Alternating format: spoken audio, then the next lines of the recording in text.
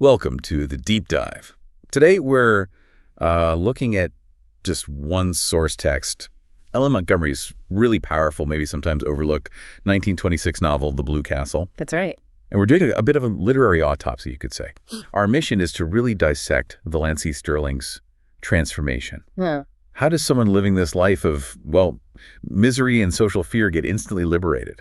Yeah, and it's liberated by this complete unshakable belief that she's going to die very soon. Exactly. It's such an extraordinary setup, isn't it? And it's more than just a romance or a comedy. It really feels like a detailed blueprint for psychological freedom. Mm-hmm. So we're looking at how a person just trapped by decades of social pressure and these paralyzing rules can suddenly pull off this radical self-reinvention. The moment the future gets canceled. Precisely. The clock ticking down isn't a tragedy for her. Not really. It's like the ultimate permission slip. Yeah. So we're tracing her path from, the gray conforming world of Deerwood into this vibrant, authentic, and frankly, completely unexpected life she builds.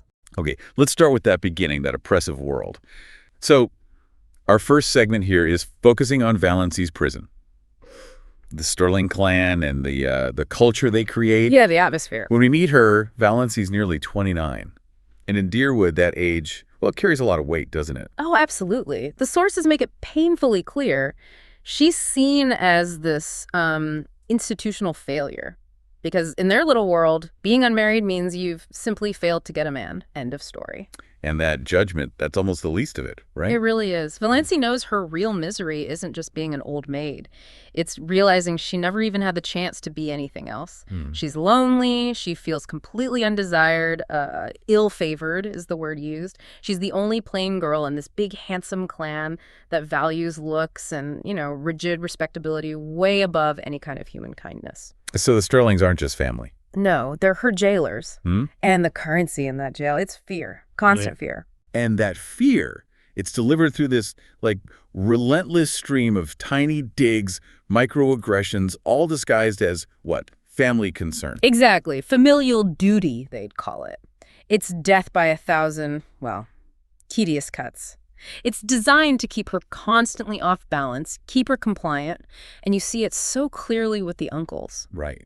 Talk about the uncles. Okay, well, think about the daily torment. Uncle Wellington, he's the patriarch, right? He never fails to corner her with that awful joke, "Not thinking of getting married yet, my dear," and then this booming, forced laugh. A constant reminder. Yeah, of her supposed failure. Then Uncle Herbert, he's more direct. Just sort of jocular cruelty. "How fat you're getting, Doss." But the text says she's painfully thin. So it's just designed to make her feel bad about herself no matter what. Precisely, to make sure she never, ever feels comfortable in her own skin. And then there's Uncle Benjamin, the rich one. Ah, yes, the moneyed widower. Valancy feels she has to put up with him because she's been, and this is a quote, "brought up in the fear and admonition of his money." Wow, fear of his money. His status gives him the license to be the absolute worst, riddling source of humiliation.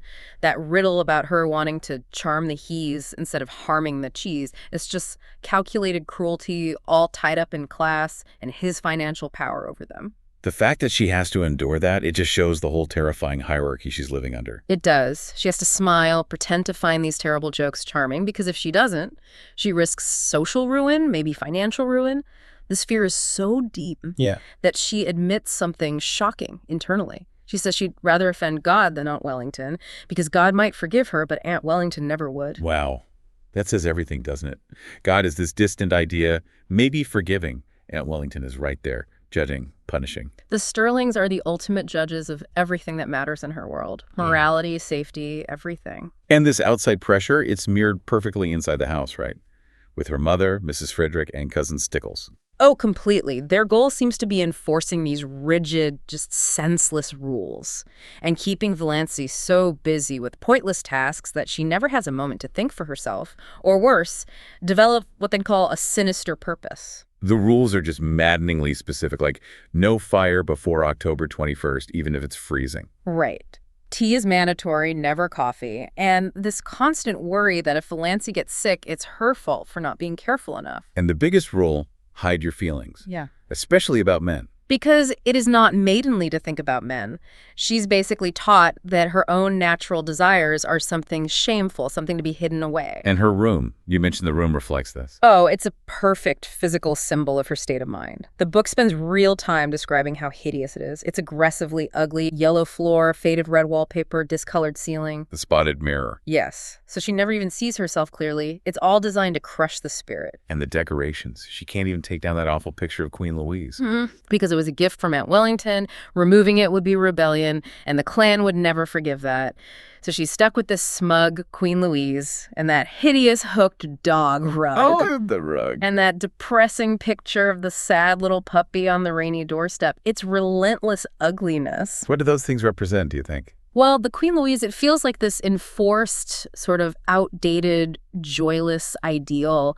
The dog rug and the puppy, they're like forced cheerfulness or fake sentimentality, anything but real emotion. Right, and Valancy just hates it all. Yeah. The ugliness, the view of the grimy railway station outside. Which represents all the movement and opportunity she's denied. It's right there, but she can't access it. So with life being this bleak, how does she cope? How does she survive it? She escapes internally. She builds the Blue Castle. Ah, the Blue Castle. Tell us about that. It's her ultimate defense mechanism, a world entirely in her head, completely safe from the Stirlings. In there, she's always 25, she's beautiful, she's in charge. She has her own space. A great chapel just for her own thoughts. And she has lovers. She cycles through these romantic figures from, fair-haired lads to this more intriguing one. The mysterious one. Yeah, the rakish individual with overlong, tawny hair, dashed with red, dark eyes, a bit mysterious. And that description, of course, is, well, it's very specific foreshadowing, isn't it? A placeholder for the freedom she wants. Exactly, a psychological placeholder. And her only connection to the real world, to beauty, is through reading. Yes, the forbidden joy of reading John Foster's nature books. Forbidden? Why forbidden? Well, not exactly forbidden, but her mother objects because Valancy enjoys them. Anything enjoyable is suspect. The Stirlings only allow it because they think the books are just about bugs and things. Safely devoid of human interest, in their view. Right. But for Valancy, these books are lifelines. She calls them wonderful.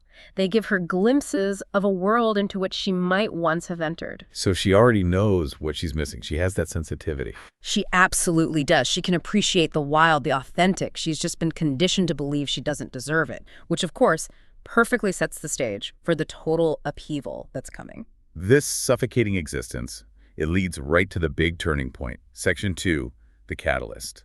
Valancy finally works up the nerve to see Dr. Trent about this pain in her chest. Yeah, this recurring pain around her heart. She's hoping for something other than the family cure-all, Redfern's purple pills. Always the purple pills. Always. And the narrative just pivots on this moment of pure, dramatic timing. While Valancy's waiting, Dr. Trent gets an urgent telegram. Bad news. Terrible. His son's had a serious car accident in Montreal, so Trent rushes off immediately, completely forgets about Valancy waiting. But not before writing something down. Exactly. He'd already written a note about a patient's terminal condition, not necessarily Valancy's. Ah, okay. And here's where the mix-up happens. Fate, or maybe just brilliant plotting. Valancy gets a letter shortly after. It's postmarked Montreal, where Dr. Trent is, and it's addressed to Miss Valancy Stirling. So she assumes. She assumes it's her diagnosis. She opens it. The letter sounds positive, certain, and absolutely devastating. It diagnoses her with fatal angina pectoris, last stages. Gives her maybe a year to live. And we should probably clarify angina pectoris in the 1920s, that sounds like. A death sentence, pretty much. Severe heart trouble. Terrifying diagnosis back then. But the real cause of her pain, we find out later, is something else. Pseudoangina, not fatal at all, often linked to severe anxiety, repression, nervous distress. Basically, her symptoms were physical manifestations of the Stirling pressure. Which makes the misdiagnosis the perfect psychological key, doesn't it? It unlocks everything. Absolutely. The moment she reads that letter, believing it's her death sentence, the release is just instantaneous, total. She's not scared. Initially numb, maybe, but then this overwhelming clarity hits her. She realizes she isn't afraid of death. What terrifies her is that she has never, ever lived. And suddenly, the Stirlings have no power. None. Her future, the thing she had to protect by being quiet and good, hoping for inheritance, wanting social acceptance, it's gone. So they can't hurt her anymore. Her fears just evaporate. Like smoke. No longer afraid of Uncle Benjamin's money. no longer afraid of being an old maid, and crucially, no longer afraid of offending at Wellington. And she makes a decision. A profound one. Her internal conclusion, the absolute core of her transformation, is simple. After this, I shall please myself. I shall never pretend anything again. 29 years of fibs and pretenses and evasions, as she calls them. And now, just truth. The luxury of truth. And her first act of freedom is wonderfully symbolic, isn't it? She throws that jar of old, stale potpourri out the window. Smashes it against an ad telling her to keep a schoolgirl complexion. I'm sick of the fragrance of dead things, she says. It's this aggressive rejection of the past, a fake sentimentality of pretending to be young and pleasing. Her revolution has begun right now. Which brings us to section 3, the revolution, and embracing the outlaws. Her big debut as a free woman happens at a family dinner, doesn't it? Oh, yes. Uncle Herbert and Aunt Alberta's silver wedding dinner. An event the Stirlings will forever remember as, the time we first noticed poor Valancy was a little, you understand. They think she's losing her mind. Of course they do. She decides to go, not out of duty, but specifically to look over all her relatives from her new angle as a free woman studying her former captors. And she starts defying them even before she gets there. Subtle things, yeah. She wears her plain brown dress, but does her hair differently. More importantly, on the walkover, she sees roaring Abel. The town drunk. The one the Stirlings always ignore. Stiffly ignore, yes. Valancy, walking behind her mother, just waves and smiles right at him. And she feels this sudden, beautiful kinship with him, this jolly, picturesque, unashamed reprobate. She sees him differently now. She wonders if his drinking is maybe his own kind of protest, a futile protest against the poverty and drudgery and monotony of his existence. She sees another soul fighting the same battle, just with whiskey. And the dinner itself sounds like fireworks. Oh, it's spectacular. Valancy goes on the attack verbally, targeted, brutally honest. Uncle Benjamin tries one of his awful riddles, the time one. About herbs and beauty. Right. And Valancy just refuses to play along, breaks that silent family agreement. What does she say? She tells him to hunt up some new riddles if he has to joke, because, quote, it's such a fatal mistake to try to be funny if you don't succeed. Ouch. That must have landed like a lead balloon. The silence, the book says, was deafening. First time she's ever prioritized truth over his ego. But she doesn't stop there. No, she escalates, moves into active cruelty, the kind she always received. Aunt Mildred makes a comment about Valancy's weight. And Valancy suggests a beauty parlor in Port Lawrence to reduce the number of your chins. Then she basically dismisses the whole family as dead, walking corpses. The Stirlings are just completely thrown off balance. But the real explosion is about Barney Snaith. Ah, yes. The ultimate local mystery man, the pariah. The Stirlings are doing their favorite thing. Tearing down someone's reputation with zero evidence. He's an escaped convict, a murderer, a counterfeiter. The usual gossip. The full menu. And Valancy just cuts through it, demands proof. What has he actually done? And they have nothing. Uncle Wellington just trots out a cliche. Finding a mystery is finding a crime. Valancy challenges their whole basis for judgment. She actually defends Barney's appearance, calls his face interesting, notes his unusual eyes. And then she lets them have it. She calls them evil-minded, senseless gossips, a little snobocracy. And her final killer point about Barney Snaith. His real sin is that he can, it seems, get along without you. Boom. That's the ultimate insult to the Stirlings, isn't it? Their whole world depends on everyone needing their approval. Exactly. And their reaction, instant dismissal. She's dippy, clean dippy. They can't process honesty, so it must be insanity. It lets them off the hook. So after that bombshell, what's her next move? Does she go back home? Oh, no. Her grand finale, her ultimate act of liberation is running away from Elm Street altogether. Really? Where does she go? She takes a job as a housekeeper for Roaring Abel, specifically to look after Cecilia Gay. Cecilia Gay. She's the young woman who's ill. Dying of consumption, yeah. And there was some kind of scandal. So Valancy chooses to abandon respectability completely to go and care for these two absolute outcasts. The family is horrified. I can imagine. What do they do? Their reactions are so revealing. Uncle Benjamin just doubles down on Dippy. Uncle James immediately offers money. We'll pay for a good nurse, Valancy. Just come home. Trying to buy her back into compliance. Of course. But Valancy, totally free now, just tells her mother with this magnificent indifference that she has no regard for your own reputation and your family's standing. Yeah. She just doesn't care anymore. There's that detail about Cousin Stickles worrying about her flannel petticoat. Isn't that brilliant? Valancy's fighting for her very soul, and they're worried about appropriate underwear. The disconnect is just absolute. So she embraces the pariahs, finds her place with them. She really does. Roaring Abel turns out to be just what she thought. That jolly, picturesque, unashamed reprobate. And Cissy Gay is just this sweet girl who finds huge comfort in having Valancy there, someone who doesn't judge her. And she confirms the stories about Barney Snaith are nonsense. Quickly. She sees him driving his beat-up old car, the gray Slauson. Lady Jane. Lady Jane, yes. And she feels this immediate pull, this connection to his whole aura of lightness, irresponsibility. She actually envies that neither he nor his car had to be respectable and live up to traditions. He's the anti-Stirling personified. And when she meets him properly, the image from her blue castle just clicks into place. The dark violet eyes, the dimples, that twisted smile.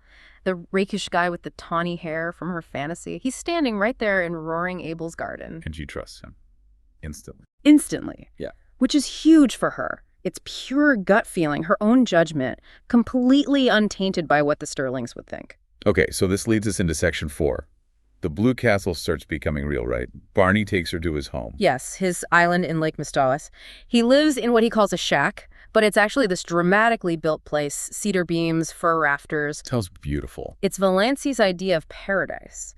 After Elm Street's ugliness, this place is all about deliberate beauty. A real stone fireplace, a bearskin rug, and this amazing oriel window angled just right to catch both the sunrise and the sunset. It's not a step down for her, it's a step up. Absolutely. It's a conscious choice for joy, for wildness, for beauty. She just dives into this simple life, cooking for Barney, enjoying the silence, being in nature, the things she only read about in those John Soster books. She finds new companions too, doesn't she? Non-human ones. Oh, the best companions. Banjo, the big gray devil cat who snores like a philosopher. Good Luck, the dainty, quiet cat. Nip and Tuck, the crows. Leander, the tame owl. It's her chosen family. Eccentric, authentic, reflecting her own change. And she changes physically too. Dramatically. Barney cuts her hair, singles it himself, which was pretty radical then. It gives her face meaning and purpose. Her skin clears up, becomes creamy ivory. And he gives her a new name. Moonlight. A complete rejection of Doss, the awful nickname the Stirlings gave her. She's shedding that old skin, becoming someone new. What's their relationship like on the island? It's unusual, very comfortable, lots of silence, but not awkward silence. Valancy loves it. She remembers something John Foster wrote. The author again? Yes. Foster wrote, if you can sit in silence with a person for half an hour and yet be entirely comfortable, you and that person can be friends. After a lifetime of forced pretending, this silence is like pure gold. It's authenticity. But the clock is still ticking in her mind. Always. The death sentence is still driving her. When Cissy Gay eventually dies, Valancy dreads going back to Elm Street, back to the Stirlings. She can't go back. She feels she can't. So, driven by this urgency, needing to grab happiness while she can, she decides she has to secure Barney. She proposes to him. She walks right out to the gate and asks him point blank, will you marry me? Wow. Talk about rejecting convention. The ultimate rejection of what a maidenly woman should do. She's motivated purely by that ticking clock. She thinks Barney is her only chance to experience love before she dies. And she has a condition for him, right? A sad one. Heartbreaking. He has to promise never, ever to mention her heart condition or her expected death. She even makes him take a signed letter saying he's not responsible when she drops dead suddenly. She really believes it. She thinks she's offering him this temporary pity marriage. Completely. And their wedding reflects that unconventional start. It's totally subversive. No veil, no flowers, no guests. Married by a Free Methodist minister, which would horrify her mother. Oh, absolutely. Barney wears clean overalls, she wears her green crepe dress, and she's genuinely happy. She thinks for all the rest of her life there would be Barney, even if it's just a year. But she's still convinced he only married her out of pity. Utterly convinced. That's the price of her courage, isn't it? She found the nerve to ask, but she can't believe anyone would say yes for any reason other than charity. And there's that lingering question about John Foster. Right. His books are her soul food, her constant companion, yet Barney dismisses them as piffle and won't read them. It doesn't quite add up for her. That dramatic irony is just delicious, isn't it? It's perfect. The source of her deepest inner life is the man she married, and she has no idea. She thinks he's this uncultured, maybe even slightly dangerous outcast, which sets up the huge reveals in the final act. Okay, let's move into that. Section 5, the double revelation. It kicks off with something pretty dramatic, proving her diagnosis wrong. Very dramatic. They're driving Lady Jane, the car gets stuck on the railway tracks just as a train is coming. Pure terror. Barney frantically tries to cut her shoelace, manages to drag her clear just in the nick of time. A close call. And that's the moment she realizes. Yes, she's alive, obviously shaken, but she has this sudden ice-cold realization. If she really had fatal angina last stages, that shock, that terror would have killed her on the spot. Dr. Trent must have made a mistake. Had to have.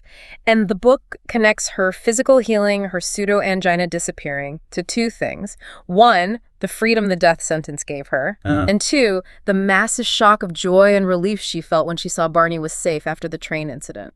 Her body, free from fear, living authentically, essentially healed itself. But realizing she's not dying, that doesn't bring relief. Ironically, no. It destroys her happiness instantly. All she feels is overwhelming shame. Why shame? Because she thinks she tricked Barney. He married a dying woman out of pity, and now, oops, she's not dying. He's trapped with her forever. She feels she has to confess and set him free. So she goes back to Deerwood. Immediately. Straight to Dr. Trent, who happens to be back in town. And he confirms the whole terrible mix-up. He admits the letter wasn't for her. Yes. It was for a Miss Sterling, who really was terminally ill. Valancy's issue was just non-fatal nervous distress. Trent is gruff, calls her an idiot for not getting a second opinion, but he knows he made a huge mistake. So Valancy heads back to Elm Street, tail between her legs. Completely shamefaced, ready to face the music, accept the Stirling's judgment. Her mother's door is described as stonily open, just waiting for her return to the prison cell. But something interrupts her moment of shame. Yes. A visitor arrives, and it's someone straight out of the Stirling's world of commercial obsession, Dr. Redfern. The purple pill man. Himself, in a loud purple car, short, pudgy green tie. Valancy instantly knows his face from every bottle of Redfern's purple pills and bitters she ever had to swallow, the ultimate symbol of that world she rejected. And he drops the bombshells. Two massive ones. First, Barney is Bernard Snaith Redfern. Snaith was his mother's middle name. Second, and this is the big one for Valancy, Barney is the reclusive, beloved nature writer John Foster, the author whose books basically formed her soul. Wow. So Barney's John Foster. He is, which instantly explains why he hated talking about the books, why he lived as an outcast. Dr. Redfern fills in the backstory. Barney left home years ago. Why? Disgusted by the family money, the commercialism, and then this brutal emotional betrayal. A friend mocked his wealth, and worse, his fiancée, Ethel Travers, admitted she only put up with him for the money. Oof. What did she say? The killer line was that she smelled turpentine whenever he comes near me, the smell of the patent medicine factory. It was just devastating. So he ran away, became Snaith, lived rough. As a test, really. A way to filter out anyone who wasn't genuine. He needed someone who loved him for himself, for the Barney of the island, not the Redfern millions or the John Foster fame. Just like Valancy needed someone who saw her. It all clicks into place. And Valancy gets proof. She goes into Barney's locked study, the so-called Bluebeard's chamber, looking for a pencil to write her goodbye note. And there they are, galley proofs for a new book, Wild Honey, by John Foster. Everything comes together. Her spiritual life, her husband, her reality. It's all one thing. Perfectly aligned. But she still feels she has to leave. She leaves the note, leaves her valuable pearl necklace thinking it's cheap. The one she thought cost $15? Yeah, it was actually a $15,000 heirloom. She goes back to the Stirling house, ready to sacrifice everything for Barney's freedom as she sees it. But Barney finds the note. Finds the note, finds the pearls, and follows her immediately. The big confrontation happens right there in the Stirling parlor, the heart of her old prison. And she confesses. Weeping, insists he only married her out of pity, that she deceived him. But Barney finally tells her the truth. His truth. Yes. He shatters that final insecurity. He admits, yeah, okay, he did marry her partly out of pity, thought he was giving a dying woman her last wish. But then I found you the best and jolliest and dearest little pal and chum a fellow ever had. That's it. The ultimate validation. Earned, authentic love, not pity. While this is happening, what are the Stirlings doing? Oh, they're having their own revolution. A purely materialistic one. Uncle Benjamin is over the moon. Valancy has landed a millionaire for a husband 10 times over. Suddenly she's not so dippy. Suddenly she's forgiven.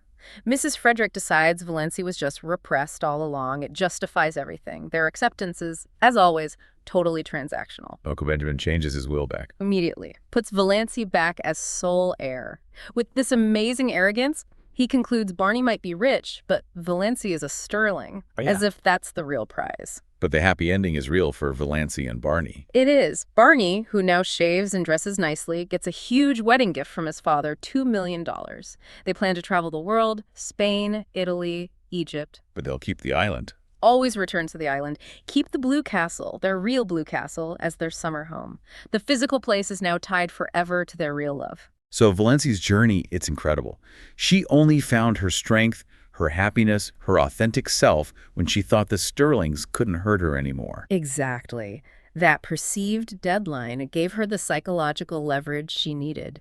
And crucially, her happiness wasn't actually based on the money or the fame when it arrived. It was based on the fact that she had truly lived during that year. She proved she could choose herself over the clan. Right. The truth about her health didn't braid her because she'd already built her real identity by then. And we have to mention that childhood story, the dust pile. Oh, yes. So important. Age 7, just wanting her own little sand pile to play in, and the other girls mock her, scrape it up to make Olive's pile bigger. It's such a crushing little metaphor for her whole life up to that point, isn't it? Perfect. Never allowed her own space, her own desire, her own life. Always secondary. Which makes her final act on the island so powerful. Building one last sand pile in the cove, sticking a little flag on it, telling Barney she's just exorcising an old demon. It shows her new happiness is so strong, it actually reaches back and heals those old wounds. Okay, so that brings us to our final thought for you, the listener. Valancy's story seems to prove that just 1 year of living genuinely, choosing yourself, being radically honest, it's worth more than decades of fear and pretending. It absolutely does. But here's the question. Did that freedom, that happiness, stick just because she earned it through her own courage? Or was the safety net, the thing that permanently silenced the Stirlings and secured her future, the fact that her outcast husband turned out to be a multimillionaire famous author? That's the provocative question, isn't it? The money certainly helped. It provided the shield against the Stirlings, inevitably trying to pull her back in. No doubt about that. But was it essential for her transformation? I'd argue no. The real victory, the enduring part, was Valancy's ability to see the magic in Barney the man from her Blue Castle dreams, back when she honestly believed he was just Snaith. Penniless, maybe a criminal, definitely an outcast. Courage came first. That courage, born directly from the false freedom of that death sentence, that's the core of it. That's the true legacy of her finding her Blue Castle, both inside and out.